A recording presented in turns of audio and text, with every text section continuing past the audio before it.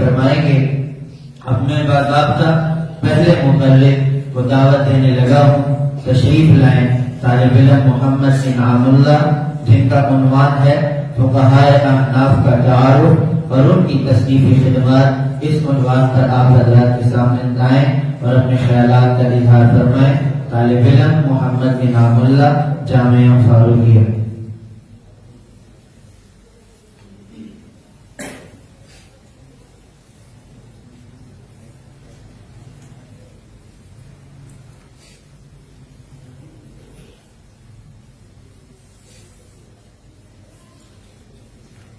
الحمد لأهله والصلاة لأهلها، أما بعد فأعوذ بالله من الشيطان الرجيم، بسم الله الرحمن الرحيم، فلولا نفر من كل فرقة منهم طائفة ليتفقهوا في الدين، صدق الله العظيم۔ میرے واجب القدر عزیزان محترم و سامعین مکرم، آج میں آپ حضرات کے سامنے فقہائے احناف کا تعارف اور ان کی تصنیفی خدمات پیش کرنے لگا ہوں۔ عزیزان من، فقہائے احناف اس خوبصورت جماعت کا نام ہے جو قرآن اور حدیث سے مسائل کا استنباط کر کے مسائل نکال کر امت مسلمہ کے سامنے پیش کرتی تھی۔ فقہائے احناف کے سرخیل سراج الائمہ امام اعظم ابو حنیفہ نعمان بن ثابت 80 ہجری میں کوفہ کی سرزمین پر فرمان نبوی لو کان الایمان عند الثریا کا مصداق اولی بن کر تشریف لائے۔ علامہ ابن حجر مکی تنسیق الکلام صفحہ 10 پر فرماتے ہیں، ادرک الامام الاعظم ثمانیۃ من الصحابہ، کہ امام اعظم ابو حنیفہ وہ شخصیت ہیں کہ جنہوں نے 8 صحابہ کرام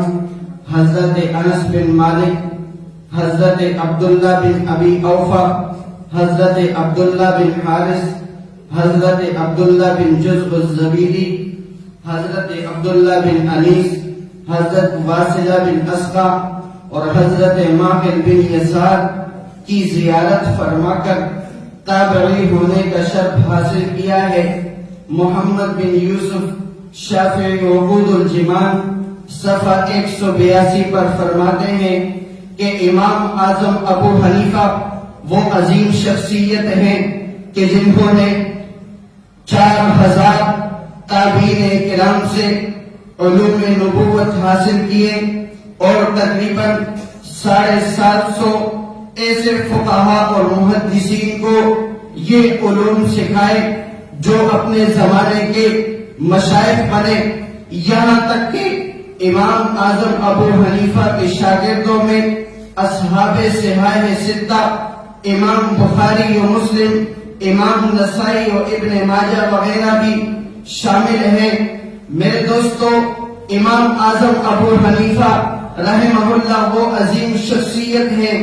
جو زہد تقوی، اخلاص و للہیت، تدبر اور تفکر کے بحر پہ کران تھے۔ میرے دوستو، فقہائے احناف کے دوسرے نمبر پر، فقہائے احناف میں دوسرا نام امام ابو یوسف یعقوب انصاری کا آتا ہے، جو 113 ہجری میں کوفہ کی سرزمین پر پیدا ہوئے اور امام اعظم ابو حنیفہ کی حلقہ درس کے اندر تشریف لا کر ان کے حلقہ درس سے خوشہ چینی فرما کر علمی ذہانت اور شوق اور تدبر اور تفکر کی وجہ سے منصب قاضی القضات پر فائز ہوئے اور فقہ حنفی کی تدریج اور اشاعت میں لگے رہے۔ فقہائے احناف میں تیسرا نام ایک نمایاں شخصیت امام محمد بن حسن الشیبانی کا ہے، جو 132 ہجری میں دمشق کی سرزمین پر پیدا ہوئے اور بڑے بڑے فقہا اور محدثین کی صحبت پائی، اور امام ابو حنیفہ اور اسی طرح امام ابو یوسف رحمہ اللہ تعلیم مکمل فرما کر امام مالک رحمہ اللہ سے سماع حدیث فرما کر مسند حدیث پر صرف 20 سال کی عمر میں جلوہ افروز ہوئے تو تاریخ نے دیکھا کہ امام شافعی رحمہ اللہ جیسے عظیم المرتبہ شخصیت اور فقیہ بھی ان کے سامنے شاگرد بنے ہوئے دکھائی دیے۔ میرے دوستو، اس خوبصورت گلدستے کے کس پھول کا تذکرہ میں آپ کے سامنے کروں؟ اگر ایک جانب مجھے قیاس کے ماہر بصرہ کے قاضی امام ظفر بن حسین دکھائی دیتے ہیں تو دوسری جانب مجھے فن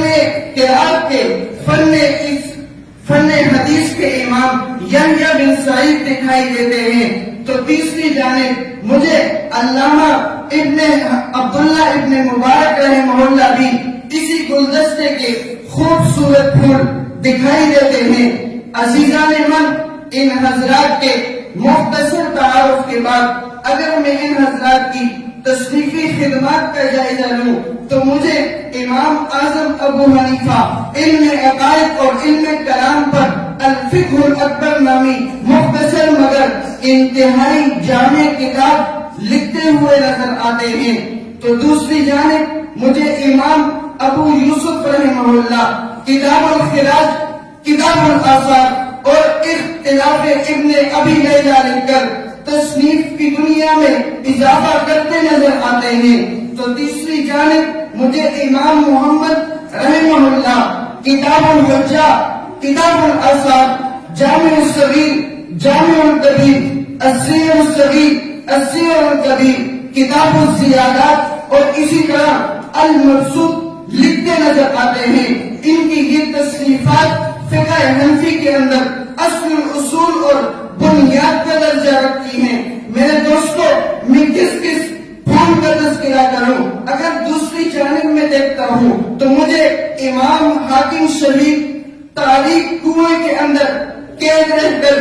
32 جلدوں پر مشتمل المبسوط نامی کتاب کا املا کرواتے ہوئے نظر آتے ہیں۔ جی ہاں، بات یہی ختم نہیں ہوتی بلکہ علامہ سرخسی